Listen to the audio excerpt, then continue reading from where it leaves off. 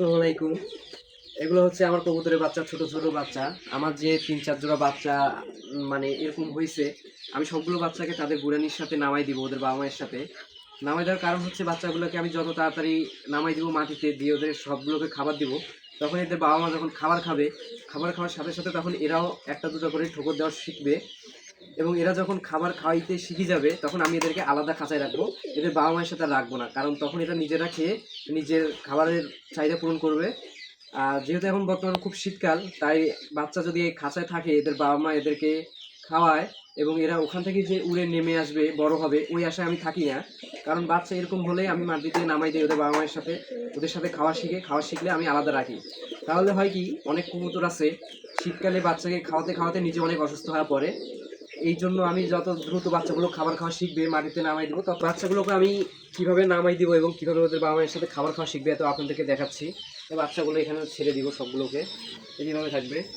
আমি এখন সবগুলো কবুতরের বাচ্চাকে এক এক করে খাঁচা থেকে মাটির মধ্যে ছেড়ে দেই, কারণ মাটির মধ্যে আমি খাবারগুলো ছিটিয়ে দিব। কবুতরের বাচ্চাগুলোর বাবা মা তারা এখানে এসে খাবার খাবে এবং কবুতরের বাচ্চাগুলো তাদের বাবা মা দেখাদেখি নিজেরাই খাবার খেতে চেষ্টা করবে। কবুতরের খাবারগুলো নিয়ে এসে আমি ছিটিয়ে দিচ্ছি যেখানে বাচ্চাগুলো রেখেছিলাম। তো দেখেন বাচ্চাগুলো তাদের বাবা মায়ের সাথে খাবার খাওয়ার চেষ্টা করতেছে এবং দেখতেছে তার বাবা মাগুলো কি করতেছে। তো বাচ্চাগুলোকে যখন কবুতরের সাথে এভাবে ছেড়ে দিব, তো কিছু কিছু কবুতর আছে বাচ্চাগুলোকে অনেক ঠোকর দেয়, তখন ওরা আঘাত পেতে পারে। এর জন্য হচ্ছে আরেকটা নিয়ম হচ্ছে, আপনাকে দেখাচ্ছি।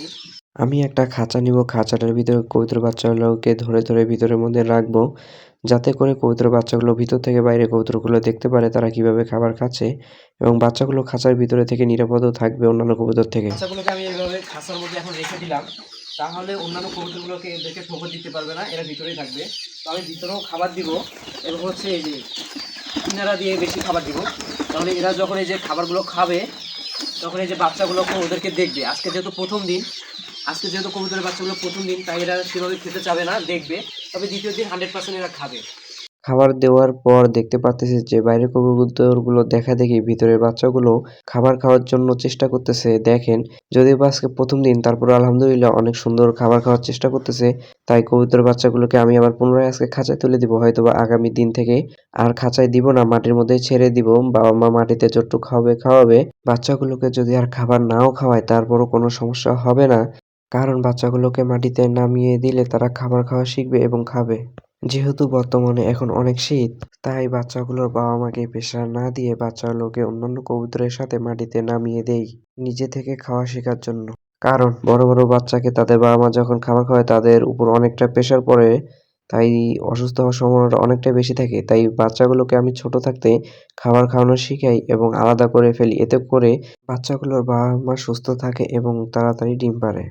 তো আলহামদুলিল্লাহ এবারে কবুতরের বাচ্চাগুলো আমার অনেক সুন্দর হয়েছে। তো মাশাআল্লাহ সবগুলো কবুতরের বাচ্চা খাবার প্রায় খাচ্ছে, শিখেই গেছে খাবার খাওয়ানো, মাশাআল্লাহ।